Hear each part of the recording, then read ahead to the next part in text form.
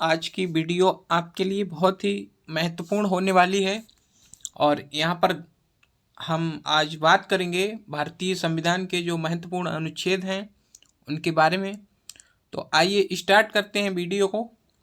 तो सबसे पहले यहाँ पर आप देख सकते हैं कि अनुच्छेद 1 में क्या है। तो अनुच्छेद 1 में है संघ का नाम और राज्य क्षेत्र। और अनुच्छेद 2 में क्या है, नए राज्यों का प्रवेश या स्थापना। अगर कोई नया राज्य बनाना हो या उसमें जोड़ना हो तो अनुच्छेद 2 के अंतर्गत किया जाएगा। और अनुच्छेद 3 आप देख सकते हैं, नए राज्यों का अगर निर्माण करना होगा या वर्तमान राज्यों के क्षेत्र में कोई परिवर्तन या सीमाओं या नाम में कोई परिवर्तन अगर चेंज करना होगा तो अनुच्छेद 3 में आएगा। और आगे देख लेते हैं, अनुच्छेद 5 से 11 तक नागरिकता संबंधी हैं। जो भी नागरिकता संबंधी बातें हैं वो 5 से 11 के अंतर्गत हैं। और अनुच्छेद 12 में राज्य की परिभाषा है, राज्य किसे कहते हैं इसकी परिभाषा है अनुच्छेद 12 में। और अनुच्छेद 13 में देख सकते हैं मूल अधिकारों से असंगत या उनका अल्पीकरण करने वाली विधियां हैं। और अनुच्छेद 14 में क्या है, विधि के समक्ष समता, सभी के साथ विधि के साथ समता होगी। और आगे देख सकते हैं अनुच्छेद 15 में क्या है। तो अनुच्छेद 15 में है धर्म, मूल वंश, जाति, लिंग या जन्म स्थान के आधार पर विभेद का प्रतिषेध। यानी कोई भी भेदभाव नहीं कर सकता आपसे, धर्म, मूल वंश, जाति और लिंग, जन्म स्थान के आधार पर कोई भी भेदभाव नहीं कर सकता है। अनुच्छेद 16 में है लोक नियोजन के विषय में अवसर की समता, सभी को अवसर की समता है। और अनुच्छेद 17 में अस्पृश्यता का अंत। अस्पृश्यता का अंत मतलब कि कोई भी छुआछूत संबंधी कोई भी बात नहीं होगी। और अनुच्छेद 18 में देख सकते हैं कि उपाधियों का अंत है। आगे देख सकते हैं अनुच्छेद 19 वाक स्वातंत्र आदि विषयक कुछ अधिकारों का संरक्षण है, यानी बोलने का अधिकार और कुछ विषयक अधिकारों का संरक्षण भी है। और अनुच्छेद 20 में देख सकते हैं अपराधों के लिए दोष सिद्धि के संबंध में संरक्षण। अगर कोई भी अपराध किया हो तो उसके दोष सिद्ध करना चाहते हैं आप तो उसके संबंध में संरक्षण है। और अनुच्छेद 21 में प्राण और दैहिक स्वतंत्रता का संरक्षण, यानी अपनी दैहिक स्वतंत्रता, अपनी देह को बचाने के लिए उसमें संरक्षण है अनुच्छेद 21 में। और अनुच्छेद 21 का इसमें शिक्षा का अधिकार है आर्टिकल 21 का में। आगे देख सकते हैं अनुच्छेद 22 में क्या है। तो कुछ दशाओं में गिरफ्तारी और निरोध से संरक्षण है। कुछ ऐसी दशाएं होंगी जिससे आपको गिरफ्तार और निरोध से संरक्षण प्राप्त होगा। अनुच्छेद 23 में है मानव के दुर्व्यापार और बलात् श्रम का प्रतिषेध है, यानी कि मानव का कोई दुर्व्यापार नहीं कर सकता और बलात् श्रम भी नहीं करवा सकते, आप बच्चों से कार्य नहीं करवा सकते। और अनुच्छेद 24 में है कारखानों आदि में बालकों के नियोजन का प्रतिषेध। कारखानों में बालकों से कार्य नहीं करवा सकते, उस पर प्रतिषेध है। और अनुच्छेद 25 में देख सकते हैं कि अंतःकरण की और धर्म को अबाध रूप से मानने, आचरण और प्रचार करने की स्वतंत्रता है। यानी आप किसी भी धर्म को मान सकते हैं और उसका आचरण कर सकते हैं और उसका प्रचार कर सकते हैं, इसकी स्वतंत्रता है आपके लिए। नेक्स्ट आर्टिकल 26 देख सकते हैं। आर्टिकल 26 में है धार्मिक कार्यों के प्रबंध की स्वतंत्रता, यानी कोई भी धार्मिक कार्यों के प्रबंध जो होंगे उनके लिए स्वतंत्रता प्राप्त है। और अनुच्छेद 29 में जो अल्पसंख्यक वर्गों के हितों का संरक्षण है, जो अल्पसंख्यक वर्ग हैं। और अनुच्छेद 30 में देख सकते हैं शिक्षण संस्थाओं की स्थापना, यानी स्कूल वगैरह कॉलेज खोलना और प्रशासन करने का अल्पसंख्यक वर्गों का अधिकार है। अनुच्छेद 32 में जो इस भाग द्वारा प्रदत्त अधिकारों को परिवर्तित कराने के लिए उपचार हैं, जो मूल अधिकार हैं तो उनको प्रदत्त कराने के लिए, उनको परिवर्तित कराने के लिए इसमें उपचार है अनुच्छेद 32 में। आगे देख सकते हैं अनुच्छेद 40 है। तो अनुच्छेद 40 में क्या है? ग्राम पंचायतों का गठन है। अनुच्छेद 44 में नागरिकों के लिए एक समान सिविल संहिता, मतलब किसी के लिए कोई भेदभाव नहीं, सभी के लिए एक समान सिविल संहिता है। और अनुच्छेद 48 में देख सकते हैं कृषि और पशुपालन का संगठन है, अनुच्छेद 48 में। और अनुच्छेद 48 का में क्या है? इसमें है पर्यावरण का संरक्षण, की पर्यावरण का संरक्षण करें और संवर्धन करें, और वन तथा वन्य जीवों की रक्षा करें, यानी पेड़ पौधों को ना काटें, वनों की रक्षा करें, और वनों में रहने वाले जीव उनको मारे नहीं, उनकी रक्षा करें। ये किसमें? आर्टिकल 48 का में है। अगला देख सकते हैं अनुच्छेद 49 है। तो इसमें है जो राष्ट्रीय महत्व के संस्मारक जो हैं और स्थान हैं और वस्तुओं का संरक्षण, यानी जो भी हमें विरासत में जो भी भवन है या किला है, जो भी राष्ट्रीय महत्व के स्मारक हैं, तो उनका संरक्षण करें। और अनुच्छेद 50 में है कार्यपालिका से न्यायपालिका का पृथक्करण, यानी न्यायपालिका और कार्यपालिका यहीं पर पृथक हो जाती है, तो इसका पृथक्करण है आर्टिकल 50 में। और अनुच्छेद 51 में है अंतर्राष्ट्रीय शांति और सुरक्षा की अभिवृद्धि। आर्टिकल 51 का में है मूल कर्तव्य, जिसका हमें पालन करना चाहिए। और आगे देख सकते हैं अनुच्छेद 52 में भारत का राष्ट्रपति, ये तो आपको पता ही होगा कि भारत का प्रथम नागरिक भारत का राष्ट्रपति होता है, तो ये आर्टिकल 52 में। अगला देख सकते हैं अनुच्छेद 53 संघ की कार्यपालिका शक्ति, जो संघ है उसकी कार्यपालिका शक्ति होगी, वो अनुच्छेद 53 के अंतर्गत आती है। और अनुच्छेद 54 में देख सकते हैं राष्ट्रपति का निर्वाचन कैसे होता है, किस प्रक्रिया से, उसका पूरा विवरण अनुच्छेद 54 में है। और अनुच्छेद 55 में क्या है? तो राष्ट्रपति के निर्वाचन की रीति, ये अनुच्छेद 55 में है। और अगला आपके सामने देख सकते हैं अनुच्छेद 56 में क्या है? तो अनुच्छेद 56 में राष्ट्रपति की पदावधि, की राष्ट्रपति कितने वर्षों के लिए नियुक्त किया जाता है, तो ये अनुच्छेद 56 में है। और अनुच्छेद 57 में पुनर्निर्वाचन के लिए पात्रता, यानी पुनः निर्वाचन होगा तो उसके लिए पात्रता अनुच्छेद 57 में है। और अनुच्छेद 58 में राष्ट्रपति निर्वाचित होने के लिए अर्हताएं, की क्या योग्यता होनी चाहिए राष्ट्रपति निर्वाचित होने के लिए, ये आर्टिकल 58 में।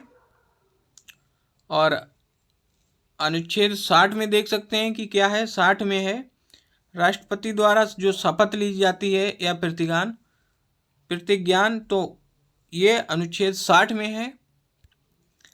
आगे देख सकते हैं कि राष्ट्रपति पर महाभियोग चलाने की प्रक्रिया, ये अनुच्छेद 61 में है कि किस प्रकार राष्ट्रपति पर महाभियोग चला सकते हैं और क्या प्रक्रिया है उसकी, तो ये आर्टिकल 61 में पूरा विवरण इसका है। और अनुच्छेद 63 में भारत का उपराष्ट्रपति, अनुच्छेद 63 में है कि उपराष्ट्रपति के बारे में पूरी जानकारी अनुच्छेद 63 में दी गई। और अनुच्छेद 72 में है क्षमा आदि की और कुछ मामलों में दंडादेश के निलंबन, परिहार या लघुकरण की राष्ट्रपति की शक्ति है। क्षमा, सीधे इसको कह सकते हैं कि राष्ट्रपति की क्षमादान की शक्ति। और अनुच्छेद 74 में देख सकते हैं राष्ट्रपति को सहायता और सलाह देने के लिए मंत्रिपरिषद, यानी अनुच्छेद 74 में क्या है? राष्ट्रपति को सहायता और सलाह देने के लिए एक मंत्रिपरिषद होगी, यह आर्टिकल 74 में है। आगे देख सकते हैं कि अनुच्छेद 76, तो अनुच्छेद 76 में कौन है? भारत का महान्यायवादी या अटॉर्नी जनरल, तो ये अनुच्छेद 76 में है। और अनुच्छेद 79 में संसद का गठन है कि संसद का गठन किस प्रकार होता है, कौन कौन होता है उसमें, तो ये अनुच्छेद 79 में। और अनुच्छेद 80 में क्या है? अनुच्छेद 80 में है राज्यसभा की संरचना, कि राज्यसभा में कैसे क्या होता है उसका पूरा विवरण है। और आगे देख सकते हैं अनुच्छेद 81 में है लोकसभा की संरचना। नेक्स्ट आप लोग देख सकते हैं अनुच्छेद 87 में राष्ट्रपति का विशेष अभिभाषण है, राष्ट्रपति का विशेष अभिभाषण। अगला देख सकते हैं कि अनुच्छेद 100 में है सदनों में जो मतदान होता है या रिक्तियों के होते हुए भी सदनों की कार्य करने की जो शक्ति है और गणपूर्ति है, तो ये किसमें है? अनुच्छेद 100 में है। और नेक्स्ट देख सकते हैं कि अनुच्छेद 108 में क्या है, तो 108 में है कुछ दशाओं में दोनों सदनों की संयुक्त बैठक। ऐसी कुछ कंडीशंस होती हैं जिसमें सदनों की संयुक्त बैठक होगी। और अनुच्छेद 110 में धन विधेयक की परिभाषा की धन विधेयक किसे कहेंगे, ये 110 में है। नेक्स्ट आप देख सकते हैं कि अनुच्छेद 111 में क्या है, तो विधेयकों पर जो अनुमति होती है वो है अनुच्छेद 111 में। और अनुच्छेद 112 में है वार्षिक वित्तीय विवरण। आपको वार्षिक वित्तीय विवरण बजट की जगह ये शब्द प्रयोग किया गया है, लेकिन संविधान में बजट शब्द का प्रयोग नहीं होता बल्कि वार्षिक वित्तीय विवरण का प्रयोग होता है, ये अनुच्छेद 112 में। और अनुच्छेद 123 में देख सकते हैं कि संसद के विश्रांति काल में अध्यादेश प्रख्यापित करने की राष्ट्रपति की शक्ति है, आर्टिकल 123 में। और आर्टिकल 124 में उच्चतम न्यायालय की स्थापना और गठन, ये आर्टिकल 124 में है कि उच्चतम न्यायालय का गठन कैसे होगा या इसकी स्थापना, तो ये 124 में। और आगे देख सकते हैं अनुच्छेद 125 में है न्यायाधीशों के वेतन आदि के बारे में जानकारी, अनुच्छेद 125 में दी गई है। और अनुच्छेद 126 में देख सकते हैं कार्यकारी मुख्य न्यायमूर्ति की नियुक्ति, यानी चीफ जस्टिस ऑफ इंडिया, इनकी नियुक्ति जो है अनुच्छेद 126 में। और आगे अनुच्छेद 127 देख सकते हैं तदर्थ न्यायाधीशों की नियुक्ति 127 में है। और अनुच्छेद 128 में उच्चतम न्यायालय की बैठकों में सेवानिवृत्त न्यायाधीशों की उपस्थिति, आर्टिकल 128 में है। आगे देख सकते हैं अनुच्छेद 129 में उच्चतम न्यायालय का अभिलेख न्यायालय होना, ये आर्टिकल 129 में वर्णित है। और अनुच्छेद 130 में है उच्चतम न्यायालय का स्थान। और उच्चतम न्यायालय की आरंभिक अधिकारिता ये है आर्टिकल 131 में। और अनुच्छेद 137 में है निर्णयों या आदेशों का उच्चतम न्यायालयों द्वारा पुनर्विलोकन, आर्टिकल 137 में। और नेक्स्ट देख सकते हैं कि आर्टिकल 143 में क्या है, तो 143 में है उच्चतम न्यायालय से परामर्श करने की राष्ट्रपति की शक्ति। और आर्टिकल 148 में पता ही होगा आपको, भारत का नियंत्रक महालेखा परीक्षक जिसे कैग बोलते हैं, CAG, ये आर्टिकल 148 में है, जो कि विभिन्न प्रकार की निधियों जैसे आकस्मिकता निधि या संचित निधि, लोक लेखा निधि, तो इनकी जांच का परीक्षण करते हैं ये। और अनुच्छेद 149 में देख सकते हैं कि नियंत्रक महालेखा परीक्षक यानी CAG के कर्तव्य और शक्तियां हैं इसमें, कि क्या क्या कार्य हैं और शक्तियां क्या हैं, वो अनुच्छेद 149 में दी गई हैं। और अनुच्छेद 150 देख सकते हैं कि संघ के और राज्यों के लेखाओं का प्रारूप है, अनुच्छेद 150 में। और अगला देख सकते हैं कि अनुच्छेद 153 में क्या है, तो राज्यों के राज्यपाल, प्रत्येक राज्य में एक राज्यपाल होता है, तो ये अनुच्छेद 153 में है। और अनुच्छेद 159 में राज्यपाल द्वारा शपथ या प्रतिज्ञान, जो राज्यपाल शपथ लेते हैं तो वो किसमें, अनुच्छेद 159 में है। और आगे देख सकते हैं कि अनुच्छेद 163 में राज्यपाल को सहायता और सलाह देने के लिए मंत्रिपरिषद, अनुच्छेद 163 में। जिस प्रकार केंद्र में राष्ट्रपति को सलाह और सहायता देने के लिए मंत्रिपरिषद होती है, उसी प्रकार राज्यपाल को सहायता और सलाह देने के लिए भी एक मंत्री परिषद होती है। आगे देख सकते हैं कि अनुच्छेद 164 में क्या है, तो मंत्रियों के बारे में अन्य उपबंध हैं अनुच्छेद 164 में। आगे देख सकते हैं अनुच्छेद 165 में राज्य का महाधिवक्ता है, और अनुच्छेद 166 में देख सकते हैं कि राज्य की सरकार के कार्य का संचालन है अनुच्छेद 166 में। अनुच्छेद 167 में देख सकते हैं राज्यपाल को जानकारी देने आदि के संबंध में मुख्यमंत्री के कर्तव्य हैं। और अनुच्छेद 168 में राज्यों के विधानमंडलों का गठन किस प्रकार होता है, ये अनुच्छेद 168 में वर्णित है। नेक्स्ट देख सकते हैं अनुच्छेद 170। तो 170 में क्या है, विधानसभाओं की संरचना है। और अनुच्छेद 171 में क्या है, इसमें विधान परिषदों की संरचना। और अनुच्छेद 172 में राज्यों के विधानमंडलों की अवधि है। और अनुच्छेद 199 में धन विधेयक की परिभाषा है। और आगे देख सकते हैं कि अनुच्छेद 200 में क्या है, तो अनुच्छेद 200 में है विधेयकों पर अनुमति, जो विधेयक पास होते हैं उन्हें अनुमति दी जाती है, तो ये अनुच्छेद 200 में है। और अनुच्छेद 202 में वार्षिक वित्तीय विवरण है। अनुच्छेद 202 में वार्षिक वित्तीय विवरण। और अनुच्छेद 213 में विधानमंडल के विश्रांति काल में अध्यादेश प्रख्यापित करने की राज्यपाल की शक्ति है। और अनुच्छेद 214 में है राज्यों के लिए उच्च न्यायालय, जो राज्य में प्रत्येक राज्य में एक उच्च न्यायालय होता है, तो ये अनुच्छेद 214 में दिया गया है। नेक्स्ट देख सकते हैं दिया है अनुच्छेद 215। तो अनुच्छेद 215 में क्या है, उच्च न्यायालयों का अभिलेख न्यायालय होना।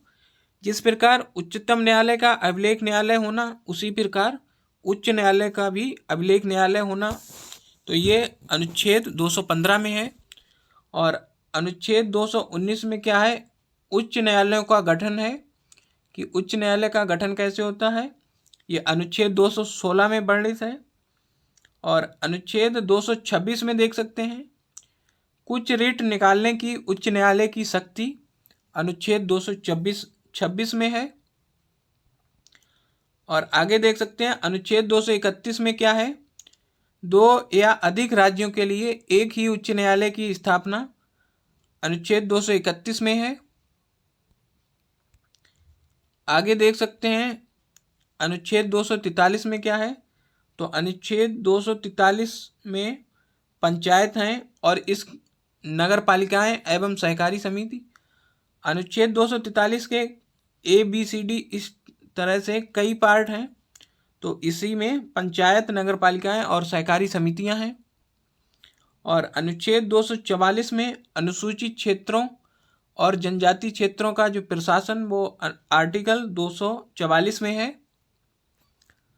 आगे देख सकते हैं कि अनुच्छेद 248 अवशिष्ट विधायी शक्तियाँ, आर्टिकल 248 में है। और आर्टिकल 252 में 2 या अधिक राज्यों के लिए उनकी सहमति से विधि बनाने की संसद की शक्ति, और ऐसी विधि का किसी अन्य राज्य द्वारा अंगीकार किया जाना, ये आर्टिकल 252 में उल्लेखित है। और आगे देख सकते हैं कि आर्टिकल 254 में संसद द्वारा बनाई गई विधियों और राज्यों के विधानमंडलों द्वारा बनाई गई विधियों में असंगति है।